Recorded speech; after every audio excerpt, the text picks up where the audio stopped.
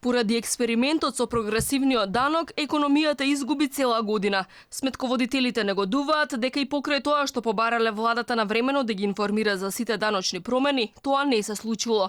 Токму сега, кога ги подготвуваат завршните сметки и финансиските извештаи, надлежните решиле да воведат изменет образец за даночен биланс. Промените во 5 до 12 им ја отежнуваат работата, а УЈП не секогаш е подготвена и со документи и со кадар. Зголемувањето на прагот начално го поздравувам, бидејќи ја олеснува администрацијата.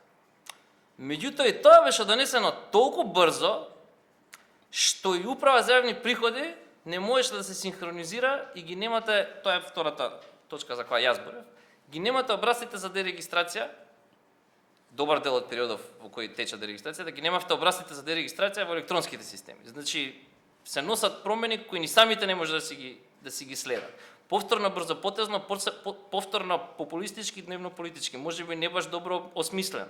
Додека Министерството за финансии се фали дека подигањето на прагот за царинење на онлайн пратки од 45 на 90 евра ќе раздвижи интернет трговијата, сметководителите тврдат дека со ова само ќе се потикне сивата економија. Ништо немало да ги спречи луѓето во земјава да ги препродаваат стоките нарачани од странство, ќе се намалела наплатата на даноци и ќе се зголемел одливот на девизи.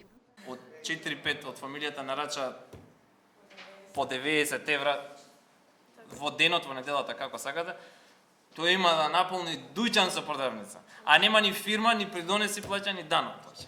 Сметководителите се и против зголемувањето на придонесот за пензиско осигурување. Велат не е начин да се пополни дупката во државниот пензиски фонд со тоа што ќе се удри врз оние што редовно плаќаат придонеси, додека голем дел од кадарот не е пријавен.